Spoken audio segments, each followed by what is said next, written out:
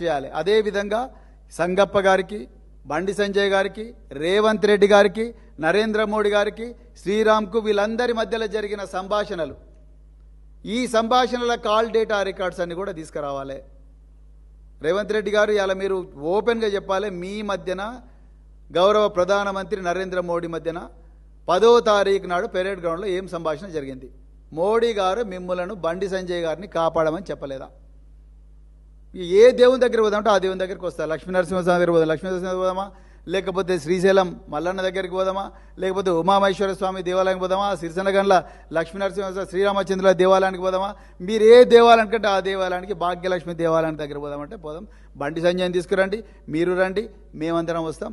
ఆ తడి బట్టలతో పోయి మీరు చెప్పండి, ఆ రోజు ప్రమాణం చేయండి, మీకు నరేంద్ర మోడీ గారు బండి సంజయ్ని కాపాడమని చెప్పలేదా? అందుకొరకే మీరు 9 రోజులు వెయిట్ చేయలేదా?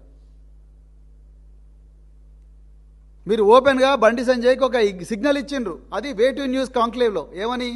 నువ్వు సరెండర్ చేయి, వేరే మార్గం లేదంటే మరుసటి రోజే నాకాబందీ ఎస్ఎస్ రాజమౌళి కన్నా గొప్ప బాహుబలి టైప్ ఆఫ్ డ్రామా ఒకటి మంచిరేవుల పోలీస్ స్టేషన్ దగ్గర,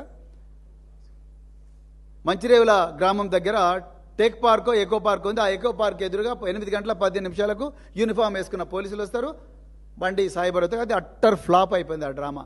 ఎందుకంటే ఇగో బండి సాయి భగీరథ్ మిమ్మల్ని అందరినీ కాదని నేనే మీకన్నా గొప్ప యాక్టర్ను నేనే బాబు అని చెప్పి వాళ్ళ 2 అడ్వకేట్లను తీసుకొని రాజులాగా నడుచుకుంటూ పోయిండు పేట్ బషీరాబాద్ పోలీస్ స్టేషన్కు. మళ్ళా ముఖ్యమంత్రి సిగ్గు లేకుండా ఇవాళ మీడియా ముందర చెప్తా ఉన్నారు. ఇది తెలంగాణ ప్రజలారా ఒకసారి గమనించండి.